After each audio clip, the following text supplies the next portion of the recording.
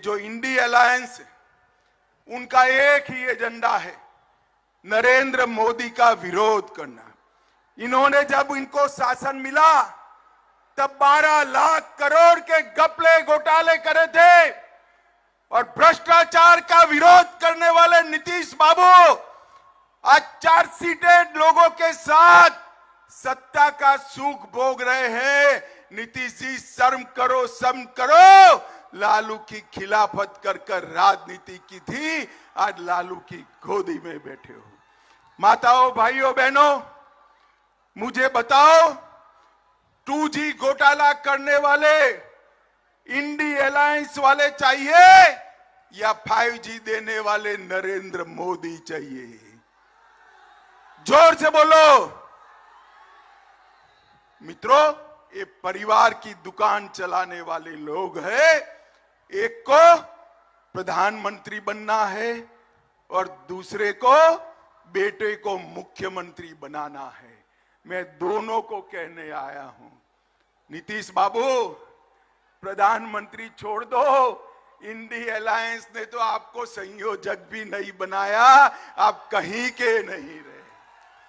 मैंने पहले ही कहा था, आप माने नहीं।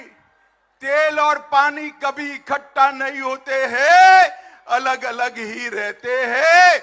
आगे भी देखिए लालू जी आपकी क्या गत कर रहे हैं, क्या गत कर रहे हैं। और अब हर रोज छटपटा रहे हैं। लालू जी से निकलना तो है मगर रास्ता नहीं बचा है।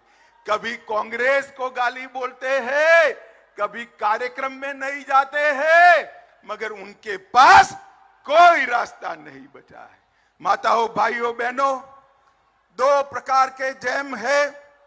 बीजेपी सरकार का जैम है जनधन अकाउंट, आधार और मोबाइल, और बिहार सरकार का जैम है जातिवाद और परिवारवाद, अपराध और माइनॉरिटी का तुष्टीकरण। आपने मोदी जी के जैम के पास जाना है, आगे नहीं जाना है। मित्रों, अभी ये गठबंधन वालों ने बिहार की जनता को गुमराह करने के लिए पिछड़ा समाज के ख्वेरखा होने की बात करी। आज मैं बिहार के पिछड़ा समाज को कहने आया हूं, इनके झांसे में मत आइए। ये जो सर्वेक्षण करा है नीतीश जी ने, सर्वेक्षण करने का फैसला हुआ तब भारतीय जनता पार्टी नीतीश सरकार में हिस्सेदार थी और भारतीय जनता पार्टी का ये फैसला था। और मित्रों, सर्वे में क्या किया? यादव और मुस्लिम आबादी बढ़ाकर ईबीसी की आबादी को कम किया। अति पिछड़ा को अन्याय करने का काम ये लालू नीतीश की जोड़ी ने किया है। मित्रों, इन्होंने हमेशा पिछड़ा समाज का कांग्रेस ने बहिष्कार भी किया, विरोध भी किया, और मोदी जी ने हमेशा पिछड़ा समाज का सम्मान करने का काम किया है। माताओं, भाइयों, बहनों, मोदी जी के मंत्रिमंडल में 27 मंत्री, जोर से बोलो कितने मंत्री? 27 मंत्री ओबीसी समाज से हैं। 35% से ज्यादा मोदी जी ने ओबीसी कमीशन को संवैधानिक मान्यता दी है। लालू जी अब 10 साल तक यूपीए सरकार में थे, ओबीसी कमीशन को क्यों संवैधानिक मान्यता नहीं दी? इसका जवाब बिहार के पिछड़ा समाज को लालू यादव दे। नरेंद्र मोदी जी ने पिछड़ा समाज की सूची को राज्यों को निर्णय करने का संवैधानिक अधिकार दिया है। और इसके साथ साथ केंद्रीय विद्यालय, नवोदय विद्यालय और सैनिक स्कूल में ओबीसी समाज को, पिछड़ा समाज को 27% आरक्षण देने का काम नरेंद्र मोदी जी ने किया है।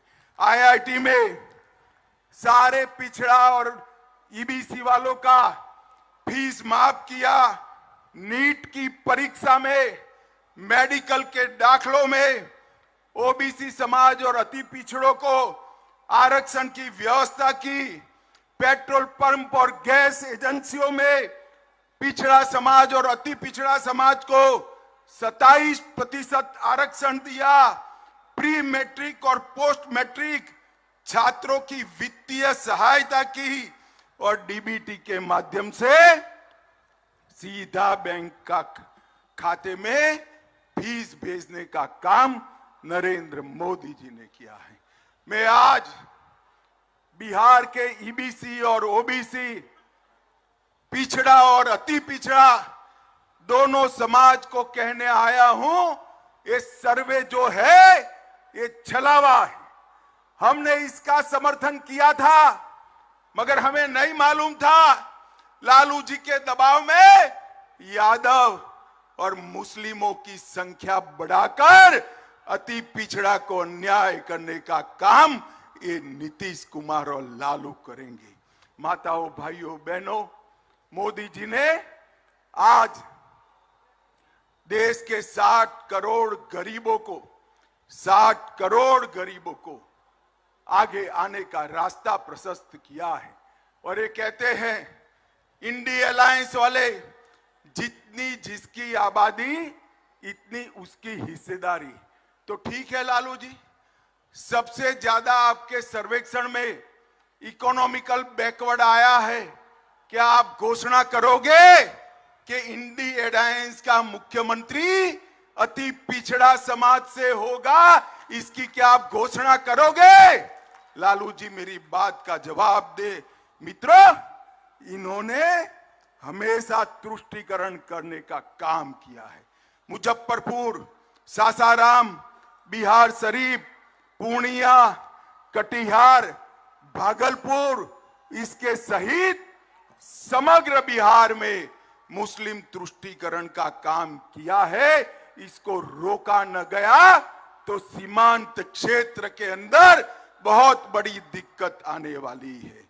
मित्रों, पूरा बिहार गैंग वॉर का अड्डा बना है। भाजपा के नेता राजेश हांसदा की गोली मारकर हत्या की और हर रोज अब अपहरण होने लगे हैं। फिर से लालू राज आ गया है।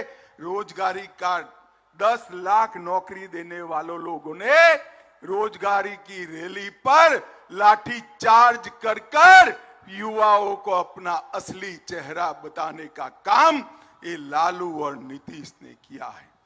माताओं, भाइयों, बहनों, ये मुजफ्फरपुर में 200 करोड़ से 100 बेड का कैंसर अस्पताल हमने बनाया।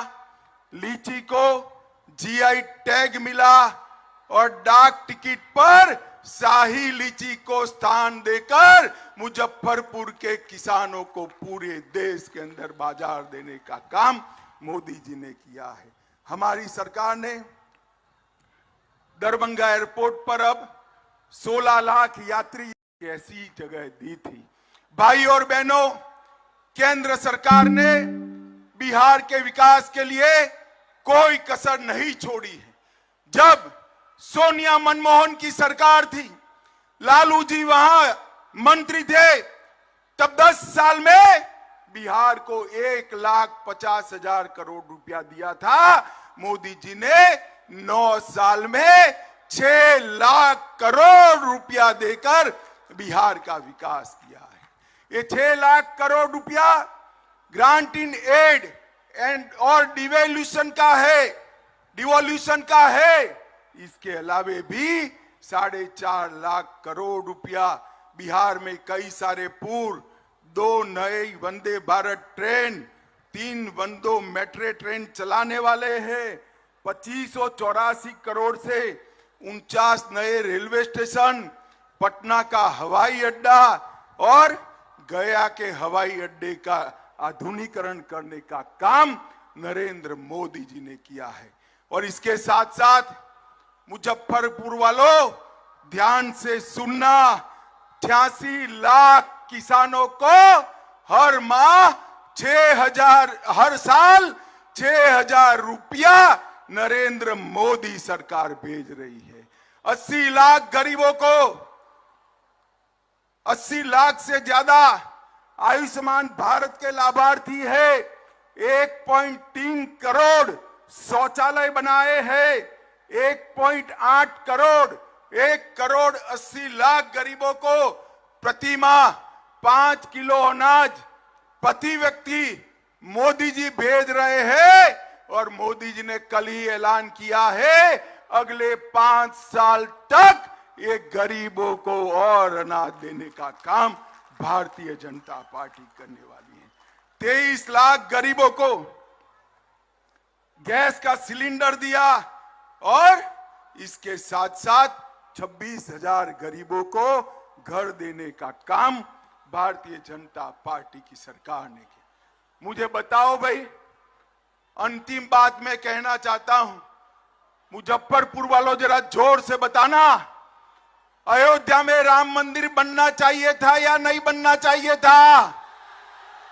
जोर से बोलो, बनना चाहिए था या नहीं बनना चाहिए था? ये इंडिया अलायंस वाले लालू, नीतीश, कांग्रेस राम जन्मभूमि के मंदिर को लटकाते रहे, अटकाते रहे, भटकाते रहे। मोदी जी ने इसका भूमि पूजन किया और 22 जनवरी 2024 को भव्य मंदिर में रामलल्ला की प्राण प्रतिष्ठा होने वाली है। मैं तो बिहार वालों को निवेदन करने आया हूं, 22 जनवरी को 12 बजे प्राण प्रतिष्ठा है। देश भर के मंदिरों में आरती होने वाला है। आप भी शामिल होइए और राम लल्ला की प्रतिष्ठा का स्वागत करिए, यही मेरा विनंती है। मुझे बताइए, आने वाले चुनाव में 2024 में